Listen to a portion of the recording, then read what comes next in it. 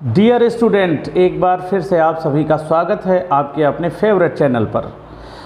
बच्चों, आज हम आपको लाभ हानि, प्रॉफिट एंड लॉस से संबंधित प्रश्नों पर चर्चा करेंगे। तो आगे के क्वेश्चन कल के वीडियो में हमने आपको बताया था, आज हम आगे के क्वेश्चन पर चर्चा करते हैं। तो आज का अगला क्वेश्चन है, यदि कोई व्यापारी एक घड़ी को 180 रुपये में बेचने पर उतनी ही हानि होती है जितनी कि उसको 200 रुपये में बेचने पर लाभ होता है, घड़ी का क्रय मूल्य क्या है? बहुत ही प्यारा सवाल है। यदि कोई व्यापारी एक घड़ी को 180 रुपये में बेचने पर उतनी ही हानि होती है जितनी कि 200 रुपये में बेचने पर लाभ होता है, तो घड़ी का क्रय मूल्य। इस सवाल में केवल भाषा समझ में आ जाए तो ये आसान हो जाएगा। तो यहाँ पर क्या करते हैं, दोनों विक्रय मूल्य को हम जोड़ लेते हैं। ये हानि वाला विक्रय मूल्य है और ये लाभ वाला विक्रय मूल्य है, दोनों को हम जोड़ लेते हैं। 083। अब इसे हम 2 से भाग दे देते हैं। 2 1 जा 2, 2 1 जा 2, बचे यहाँ पर 1, हो गए 18, 18, 2 9 जा 18 और ये 0। तो आपका आंसर आ गया 190 रुपीज़ क्रय मूल्य। क्या आ गया? क्रय मूल्य। तो देखिए यहाँ पर क्या सीखा गया, यहाँ पर ध्यान से देखिएगा। अब देखिए 200 रुपये में जब हम बेचते हैं 190 की वस्तु, तो माइनस करो, ये 10 रुपये क्या निकल आया? लाभ निकल आया। ठीक, 200 की बेचा तो 10 रुपये लाभ निकला, और 190 की वस्तु है, जब हम 180 की बेचा तो भी यहाँ 10 आया, ये 10 रुपये क्या निकल आई? हानि। अब आप ऐसे देख सकते हो। तो क्रय मूल्य हमारा क्या है? 190। 190 की वस्तु को 180 में बेचेंगे तो 10 रुपये का घाटा हो रहा, और 180 रुपये की वस्तु को, 190 रुपये की वस्तु को 200 रुपये की बेच रहे हैं तो 10 रुपये का लाभ हो रहा। तो इस तरह से ये लगाते हैं। अब और एक चीज़ समझिए, यहाँ पर क्या आया? यहाँ पर देखिए क्या है कि हम इनको दोनों को जोड़ लेते हैं। ये हानि वाला विक्रय मूल्य है, ये लाभ वाला विक्रय मूल्य, दोनों को जोड़ के 2 से भाग दे दिया। तो एक में क्या है? लाभ है और एक में हानि। 2 से भाग देने पर हमें वो मूल्य आ जाता है जो बीच का होता है। बीच का होता है मतलब क्रय मूल्य। हानि इधर है और लाभ इधर है। तो इस तरह से ये सवाल लगा लेते हैं। अब हमें लग रहा आपको समझ में आया होगा। जब हमने ये समझाया तो आपको समझ में आया। तो अगले क्वेश्चन की ओर बढ़ते हुए, अगला क्वेश्चन आप स्क्रीन पे देखें और उसको समझें कि इसमें क्या करेंगे। अगला क्वेश्चन है, 5.58 रुपये प्रति किलोग्राम की दर से चीनी बेचने पर दुकानदार को 7% की हानि होती है। कितने प्रतिशत की हानि होती है? 7% की। 7% लाभ कमाने के लिए उसे किस भाव से बेचना चाहिए? बहुत ही अच्छा सवाल है। अब देखने में बहुत कठिन लग रहा होगा क्योंकि दशमलव में दिया गया है, लेकिन नवोदय विद्यालय में ऐसे ही प्रश्न आते हैं, यही निर्णायक होते हैं। अगर इन प्रश्नों की आपने तैयारी कर ली, प्रैक्टिस कर ली, तो नवोदय जाना आसान हो जाएगा। तो हम क्या करेंगे? कौन सा सूत्र लगाएंगे? पहले क्या करेंगे? ये कहाँ से पता चलता है? जब हम क्वेश्चन को पढ़ते हैं। तो 5.58 रुपये प्रति किलोग्राम की दर से चीनी बेचने पर, ये 5.58 क्या है? बेचने पर विक्रय मूल्य है। 7% की हानि होती है। 5.58 क्या है? विक्रय मूल्य है। हानि वाला हमें क्रय मूल्य निकालना है। तो क्रय मूल्य का सूत्र लगाते हैं। क्रय मूल्य बराबर ब्रैकेट 100, फिर यहाँ पर 100 में हानि है तो माइनस करते हैं और गुणित 5.58। देखो यहाँ पर क्रय मूल्य है, क्रय छोटा है तो छोटी संख्या ऊपर, छोटी संख्या का मतलब 100, यहाँ आकार की बात हो रही, और 100 ऋण 7 ये आकार में बड़ा है, जगह ज़्यादा घेर रहा, तो क्रय है तो छोटी ऊपर। अगर विक्रय होता तो विक्रय में 3 अक्षर है, बड़ा है, तो यही चीज़ ऊपर हो जाती। हम इस तरह से एक ट्रिक बता रहे हैं, सूत्र याद करने का सरल तरीका। क्रय है तो ऊपर 100 होगा, विक्रय है तो ऊपर क्या होगा, 100 धन लाभ या 100 ऋण हानि। अब समझ में आया होगा। और इधर अगर विक्रय है तो इधर विक्रय होगा, इधर विक्रय है तो इधर क्रय होगा। अब लगाते हैं तो 100 अपॉन, अब 100 में 7 घटा देते हैं तो कितना आता है 93 इंटू 5.58। ध्यान से देखिएगा। अब यहाँ पर क्या करेंगे, दशमलव हटाना है तो 2 जीरो बढ़ाना है। क्यों 2 जीरो बढ़ाना है, क्योंकि 2 अंक बाद दशमलव है तो 2 जीरो बढ़ा दिया। अब दशमलव को उड़ा दिया। अब इसे हम काटेंगे, किससे काटेंगे, देखते हैं संख्या किससे कट रही है। तो ये संख्या ध्यान दीजिएगा, ये 2 से कट रही है। यहाँ 0 है और यहाँ भी, यहाँ 8 है, यहाँ 0 है और यहाँ पर 8 है। जिस संख्या के अंत में 2, 4, 6, 8 या 0 हो वो संख्या 2 से अवश्य कटती है। लेकिन हम देखते हैं क्या 2 से ऊपर कट रही है, तो 9, 3, 12, जिनके अंकों का योग 12 हो, 12 माने 3 से कट जाए, तो 12 3 से कट रहा है, अर्थात ये संख्या 3 से कटेगी। 5, 5, 10, 8, 18, 3 के टेबल में आ रहा, 3, 6, 18, 3 18, मतलब ये संख्या 3 से कट रही है और ये भी कट रही है, और अभी आगे कटेगी, लेकिन हम अभी अब 3 से काट देते हैं। तो 3 के 3 त्रिकोणों, 3 के 3 और ये 2 जीरो। ओहो, थोड़ा सा एक गलती हो रही थी, यहाँ पर थोड़ा और आसान हो जाता। ध्यान दीजिएगा, मैं बताना चाहता हूँ कि ये देखिए 2 जीरो ये हमने पहले ही काट दिए, 2 जीरो ये काट दिए, ये ध्यान नहीं दिया। अब 2 जीरो काटते ये कितना बचा, 93, मतलब 0 2 ये काटे, 2 जीरो ये काट दिए। आप समझो, अब 3 त्रिकोणों, 3 के 3, अब 3 के 3 बचे यहाँ पर 2, हो गए 25, तो 3 वठी 24, 3 अट्ठे 24 और यहाँ बचा एक 3 छंग 18। अब ये देखो ये भी 3 से कट गया। अब देखिएगा, अब 31 अभाज्य संख्या है, तो 31 अभाज्य संख्या है तो 31 छक्के 186, कैसे 3 छंग 18 और 1 छक्के 6, तो यहाँ पर क्रय मूल्य आ गया 6 रुपया। क्रय मूल्य क्या आ गया, 6 रुपया।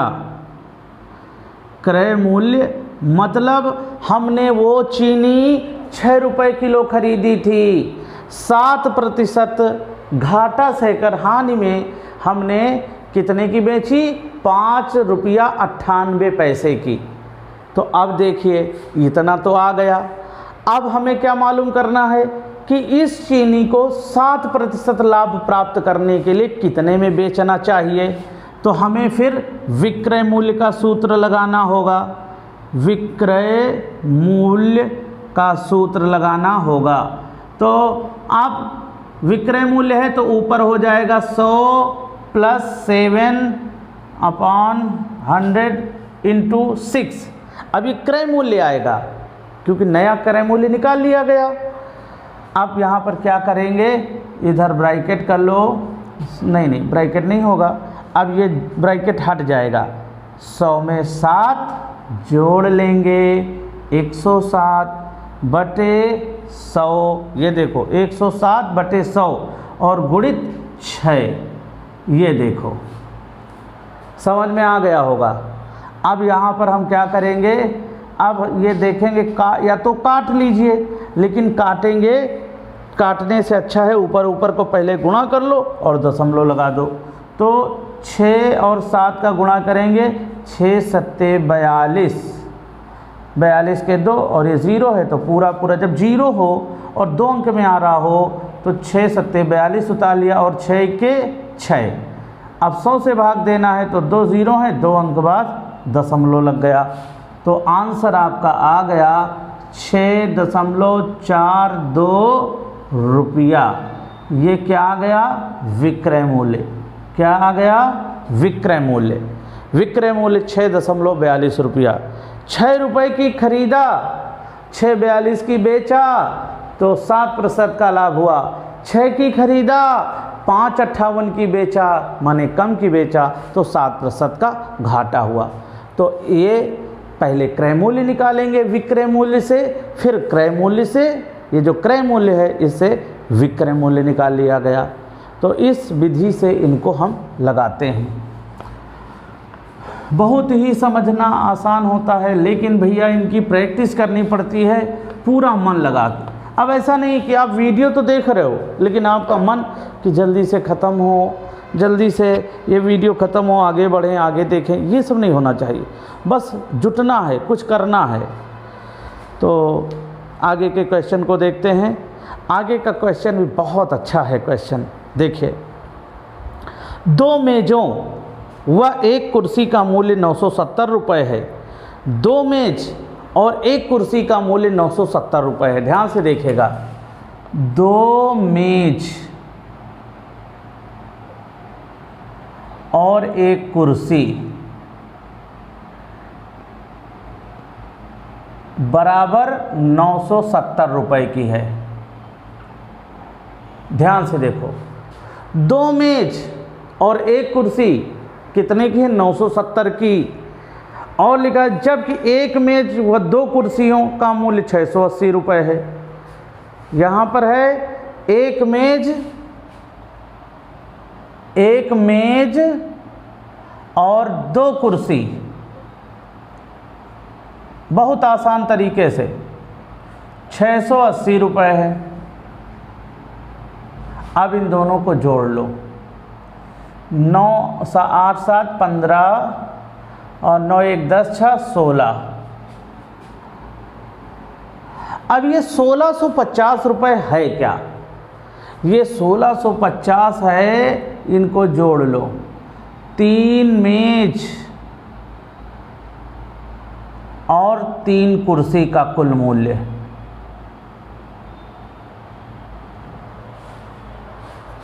तीन मेज और 3 कुर्सी, 3 मेज और 3 कुर्सी का कुल मूल्य है। अब ध्यान से देखो, यहाँ पर अब पूछा जा रहा है कि 1 मेज और 1 कुर्सी का कुल मूल्य क्या होगा। 1 मेज और 1 कुर्सी का कुल मूल्य है। अब यहाँ पर देखिए, 1 मेज और 1 कुर्सी। अब इसमें क्या है? 3 मेज भी हैं और 3 कुर्सी हैं। कितनी कितनी वस्तुएं हैं? 3 3 हैं। तो इसको हम 3 से भाग दे देंगे। 3 से क्यों भाग देंगे? 3 से भाग जब देंगे, क्योंकि 3 मेजों का है और 3 कुर्सी का है, 3 से भाग दे देंगे। तो देखो, ये जैसे 3 मेजें हैं। अब ये जैसे मान लो ये 3 मेजें हैं, ये 3 मेजें हैं। ध्यान से देखो, समझाने की कोशिश कर रहे हैं। और ये देखो कुर्सी है, ये देखो कुर्सी। कुर्सी बना पा रहे हैं कि नहीं? चलो, बन गई। ये देखो, ये कुर्सी है, ये देखो कुर्सी है, ये देखो, ठीक, ये देखो कुर्सी है। और ये देखो, ध्यान से देखो, कहीं जाइएगा नहीं, पूरा वीडियो देखना है। ये 3 कुर्सियां हैं। अब 3 से क्यों भाग देना है? 3 से भाग देंगे, 3 पचे 15, बचे 1 हो गए 15, 3 पचे 15 और ये 0। ये आंसर आ गया 550 रुपया। अब ये 550 रुपया क्या आया, ये समझना ज़रूरी है। ये आ गया 1 मेज 1 कुर्सी का मूल्य। 3 से जब भाग दिया गया, 3 से भाग दिया गया माने 3 जोड़े हैं। कुर्सी मेज के कितने जोड़े हैं? 3 जोड़े हैं। एक मेज एक कुर्सी, एक मेज एक कुर्सी, एक मेज एक कुर्सी, तो 3 जोड़े हैं ना। कुर्सी मेज के कितने जोड़े हैं? 3। इस वजह से 3 से भाग दिया गया, तो एक मेज एक कुर्सी का कुल मूल्य आ गया। तो यहाँ पर इस तरह से मैंने समझाने की पूरी अच्छी कोशिश की है। अगर एक बार में नहीं समझ में आ रहा तो आप फिर समझिएगा। मेरे कहने का मतलब कि 2 मेज और एक कुर्सी का कुल मूल्य है, यहाँ 1 मेज और 2 कुर्सी का कुल मूल्य है, तो टोटल कर लिया तो ये देखिए 2 1 3 मेज हो गई, 2 1 3 कुर्सी हो गई, 3 मेज और 3 कुर्सी का मूल्य है। यानी ये देखो 3 मेज और 3 कुर्सी का कुल मूल्य है, तो 1 मेज 1 कुर्सी का मूल्य पूछ रहा तो 3 से भाग देंगे। 3 से क्यों? क्योंकि 3 जोड़ों का योग है और 1 जोड़े का पूछ रहे हैं। 1 जोड़ा 1 कुर्सी और 1 मेज, 1 जोड़ा, ये देखो 1 जोड़ा 1 कुर्सी 1 मेज, तो 3 जोड़े हैं ना, 1 2 3 जोड़े हैं ना, तो 3 से भाग देंगे तो 1 जोड़े का मूल्य आ जाएगा, 1 कुर्सी और 1 मेज का मूल्य आ जाएगा। मैंने बहुत कोशिश करी है, उम्मीद है कि आपको समझ में आया होगा। और अगर नहीं समझ में आया तो इसको 2 से 3 बार समझो, गहराई में जाओ, चित्र बना के समझाने की कोशिश करी है। 2-3 बार वीडियो देखो, आ जाएगा, निश्चित आएगा, क्योंकि लोगों को आया है। अगला क्वेश्चन, एक व्यक्ति ने कोई वस्तु 161 रुपये की में बेचकर, कोई व्यक्ति एक वस्तु को 161 रुपये में बेचकर लागत मूल्य का 1/6 लाभ प्राप्त किया। लागत मूल्य का 1/6 लाभ प्राप्त किया। वस्तु का क्रय मूल्य बताओ। क्वेश्चन स्क्रीन पे देख रहे हो आप। तो यहाँ पर हम क्या करते हैं? मानते हैं। माना लागत मूल्य। अब ऐसी संख्या मानो जो 1/6, जो 6 से कट जाए, ऐसी संख्या मान लो। तो 6 से कौन सी कटेगी? 6 का 6, 6 दूनी 12, 6 त्रिक 18, तो अब 12 मान लो। तो माना संख्या बराबर 12। लागत मूल्य कितना है? 12। और लागत मूल्य का 1/6 लाभ होता है, तो 1/6 निकाल लो, 6 दूनी 12। इसका मतलब क्या हुआ? लाभ कितना आ गया? 12। लाभ आ गया 2। तो अब विक्रय मूल्य कितना बना? विक्रय मूल्य बन गया 14 रुपये, क्योंकि लागत मूल्य और क्रय मूल्य जब जोड़ देंगे तो 14 रुपये आ जाएगा। अब चूंक से लगा लो। चूंक में 2 बिंदु ऊपर 1 बिंदु नीचे होता है। चूंक जब, अब क्रय मूल्य पूछ रहा ना, तो चूंक जब विक्रय मूल्य 14, तब क्रय मूल्य बराबर 12। इसलिए जब विक्रय मूल्य 161, तब क्रय मूल्य बराबर, ध्यान से देखिएगा, 12/14 गुणित 161। ये देखिए 12/14 गुणित 161। ध्यान से देखिएगा। अब इसको हम काटेंगे 2 से। 2 सत्ते 14, 2 छक्के 12, 7 सिक्के 7, 7 दूनी 14, बचे यहाँ पर 2, हो गए 21, 7 त्रिक 21, 7 3 जा 21। और 23 को 6 से गुणा करते हैं तो होता है 23 6 जा 138, सॉरी 23 छक्का 138। आंसर बराबर 138 रुपया। तो इस तरह से आपका आंसर आ गया। आपका आंसर आ गया 138 रुपया। लागत मूल्य आ गया 138 रुपया। अब देखो हम थोड़ा सा करके बता रहे हैं। 138 रुपया जो आया, अभी देखना, आप मान लो अभी 138 रुपया आया। अब 138 का 1/6 निकाल लो, क्योंकि लागत मूल्य का 1/6 लाभ होता है। देखना भी कैसे 161 रुपये विक्रय मूल्य आएगा। 6 के 6, 6 दूनी 12 बचे 1 हो गए 18, 6 तियाँ 18, 23। तो 138 रुपया हो गया लागत मूल्य। अब लागत मूल्य समझ लो या क्रय मूल्य, और 23 रुपये क्या है, लाभ। अब जोड़ लो, 8 3 11, 3 2 5 1 6 हैं, 161 रुपया। ये कौन सा मूल्य आ गया, विक्रय मूल्य आ गया, 161 रुपये जो क्वेश्चन में दिया गया है। तो समझना आसान है, लेकिन हमें आंसर तक ही नहीं जाना है, आंसर से फिर हमें क्वेश्चन तक जाना है। ये दोनों चीज़ें अगर आप पकड़ोगे तो बहुत तेज हो जाओगे, और आपको तेज ही होना है। औरों से थोड़ा सा तेज हो जाओ, बस औरों से थोड़ा सा तेज। आप बताओ, आप देखते होगे कि आप जब देखते हो एक दौड़ होती है, आपने स्कूल में देखते हो जब दौड़ होती है, एक को मिलता है फर्स्ट प्राइज, वो पहले स्थान पे आता है, और एक को मिलता है सेकंड प्राइज, उसे दूसरे स्थान पे वो आता है। लेकिन आपने कभी गौर किया कि जो पहले स्थान पर आया है वो दूसरे से थोड़ा सा पहले, थोड़ा सा ज़्यादा तेज़ दौड़ा, थोड़ा सा ज़्यादा तेज़, सेकंडों का, माइक्रो सेकंड का फ़र्क होता है, और वो थोड़ा सा आगे हो गया, थोड़ा सा पहले लाइन पे आ गया। वो ये देखो, बस इतना फ़र्क होता है। ये जो फर्स्ट प्राइज वाला यहाँ पर है और ये सेकंड वाला यहाँ, और इतने अंतर से कोई फर्स्ट पा गया, कोई सेकंड आ गया। तो हमें भी अगर नवोदय जाना है तो औरों से थोड़ा सा ज़्यादा तेज़ पढ़ना पड़ेगा, थोड़ा ज़्यादा तेज़ सीखना पड़ेगा। बस इतना अगर आप कर सकते हो तो आप हर क्षेत्र में सफल हो सकते हो, और अगर इतना आप नहीं कर सकते हो, बस उतना ही पढ़ना चाहते हो जितने से आप मार से बच जाओ, मम्मी की डांट से बच जाओ, पापा की मार से बच जाओ, तो फिर आपको भगवान भी नहीं पढ़ा सकते हैं।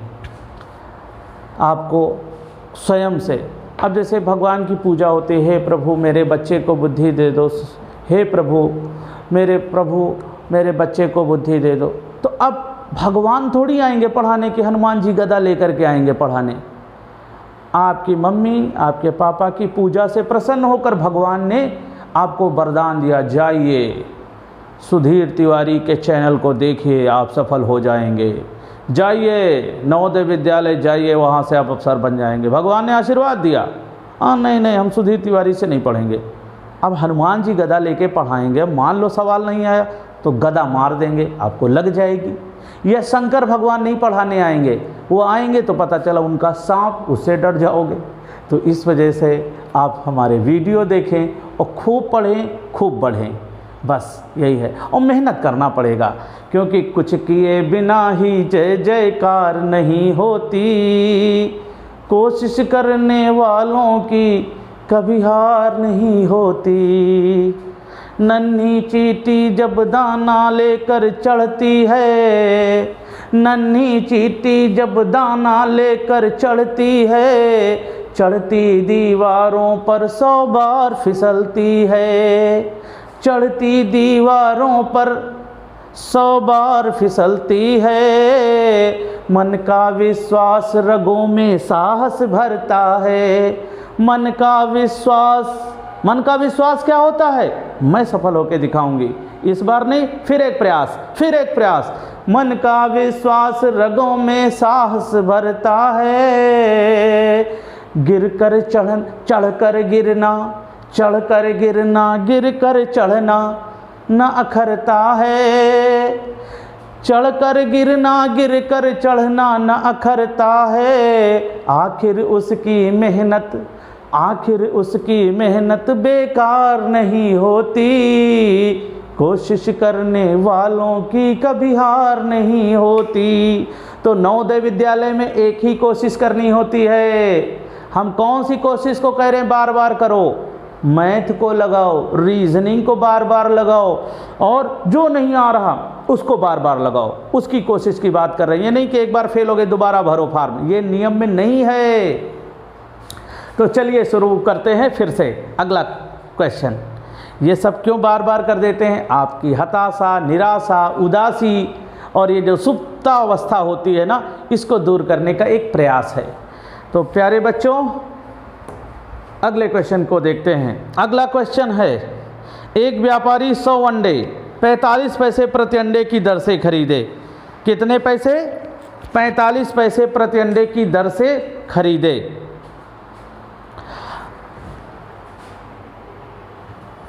अब देखिए यहाँ पर क्या है कि एक अंडा कितने पैसे का है? 45 पैसे का है। अब एक अंडा 45 पैसे का है और कितने अंडे खरीदे? 100। तो 100 अंडे कितने के हो गए? गुणा कर लो। 45 वन ज़ा 45 और 2 ज़ीरो। अब ये क्या है? पैसे। पैसे के रुपए बनाओगे तो क्या करोगे? 100 से भाग कर दो। अब 2 ज़ीरो हैं तो 2 अंक बाद दशमलव लगा दो। 100 है तो 2 अंक बाद, तो ये पैसे क्या हो गए? रुपए। ये क्या हो गए? 45 रुपए। ये क्या आ गया? क्रय मूल्य। क्रय मूल्य आ गया 45 रुपए क्रय मूल्य। अब ध्यान से देखिएगा, अब आगे अंडों का क्या हाल हो गया कि उसमें से 10 अंडे चूजे निकल गए। उसमें से माने 100 अंडों में से, 100 अंडे की तो खरीदे, तो 100 अंडों में 10 अंडे चूजे निकल गए। चूजे का मतलब फूट करके बच्चे हो गए उसमें। तो शेष अंडे, तो उसमें से 10 अंडे चूजे निकल गए। उसमें माने 100 अंडों में 10 अंडे चूजे निकल गए, तो 10 अंडे बच्चे बन गए। तो शेष अंडे मतलब कितने अंडे बचे, ये जानने के लिए हमें 100 अंडों में 10 अंडे माइनस करने होंगे। तो शेष अंडे, ये 90 अंडे शेष बचे। कितने अंडे बचे? 90 अंडे शेष। अब शेष अंडों को 50 पैसे प्रति अंडे की दर माने रेट, दर माने भाव के से बेच दिया। मतलब ये जो 90 अंडे हैं इनको कितने पैसे के हिसाब से बेचे? 50 पैसे। तो 9 5 ज़ा 45, 45, 1 0 90 वाला, 1 0 50 वाला। तो ये क्या हो गए? पैसे। एक 50 पैसे का तो 90, 4500 पैसे के। अब इस पैसे के रुपए बनाओगे तो क्या करोगे? बोलो। हाँ, सुनाई पड़ा। 100 से भाग देंगे तो 2 ज़ीरो ये कट गए, 2 ज़ीरो ये कट गए। अब क्या बन गए? रुपए। ऐसे भी आप रुपए बनाओ और ऐसे भी बनाओ, तो बराबर आ गया 45 रुपए विक्रय मूल्य। विक्रय मूल्य। अंडों का व्यापार अगर आप कर रहे हो तो ऐसे इस तरह से आपको समझना पड़ेगा। इतना नॉलेज आना चाहिए तभी कोई व्यापार कर सकते हो। अब 45 रुपए का खरीदा, 45 का ही बेचा, ये क्रय मूल्य है और ये विक्रय मूल्य है। यहाँ क्रय और विक्रय मूल्य क्या हैं? बराबर हैं। तो घटा दिया तो आया 0। मतलब न लाभ है और न हानि। 0 आया, न लाभ न हानि। तो यहाँ पूछा गया है कितने, उसे कितना प्रतिशत लाभ हुआ।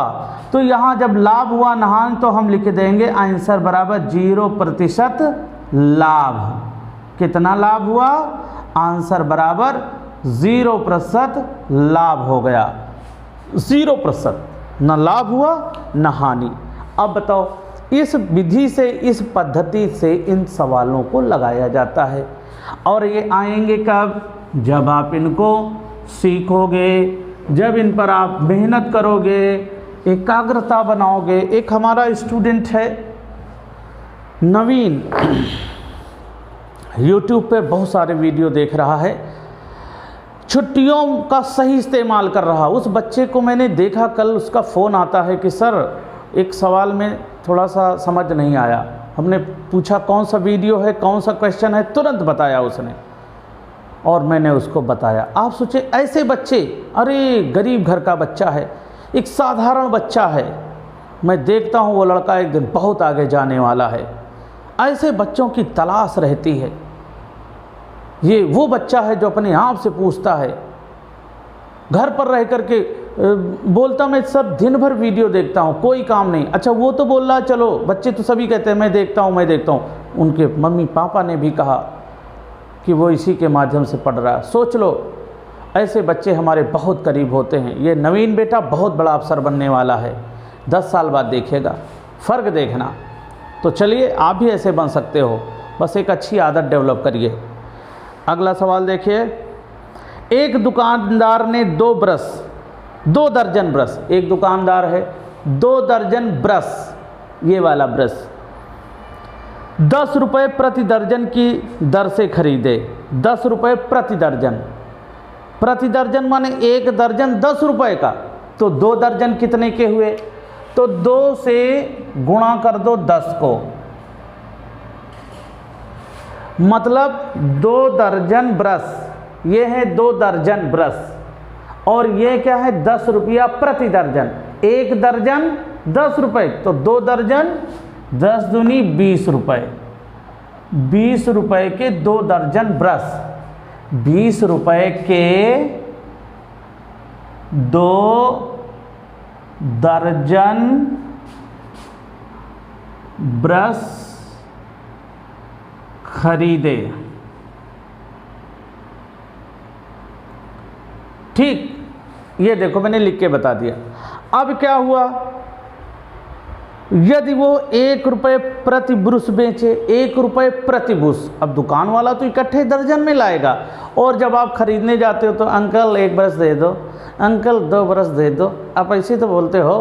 तो अंकल मतलब 1 रुपये प्रति ब्रश बेचा, 1 रुपये का 1 ब्रश, 1 रुपये प्रति ब्रश, 1 रुपये माने 1 रुपये का प्रति ब्रश 1 ब्रश बेचा, तो उसे कितना लाभ हुआ?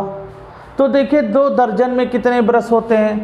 तो 1 दर्जन में 12 ब्रश, तो 2 दर्जन में कितने ब्रश हुए?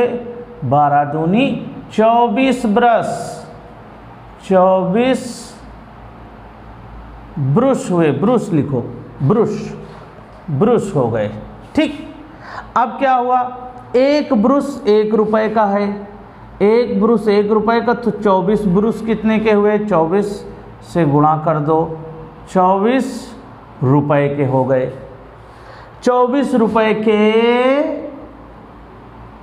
24 ब्रश बेचे। ठीक, बेचे। अब देखिए ध्यान से, अब 24 रुपया क्या है? विक्रय मूल्य है। मुझे समझ में आ रहा है कि बच्चे तो बहुत अच्छे से इसको समझ रहे हैं, लेकिन फिर भी मैं थोड़ा विस्तार से बता रहा हूँ। क्या जाता है क्रय मूल्य, माइनस करिए, कितना आया? 4 रुपया लाभ। ये देखो आंसर बराबर 4 रुपये लाभ। 24 रुपये का बेचा, 20 का खरीदा था, 4 रुपये का प्रॉफिट हुआ।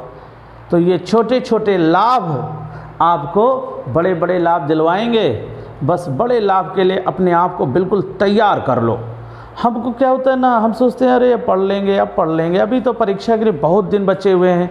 अरे परीक्षा के दिन तो बहुत बचे हैं, लेकिन परीक्षा के दिन बचने से नहीं होता है, सब्जेक्ट भी तो बहुत है, कोर्स भी तो बहुत है, पता नहीं कहाँ से पूछ दिया जाए। इस वजह से नो लापरवाही, नो सुस्ती, बिल्कुल जुट जाओ कमर कस करके।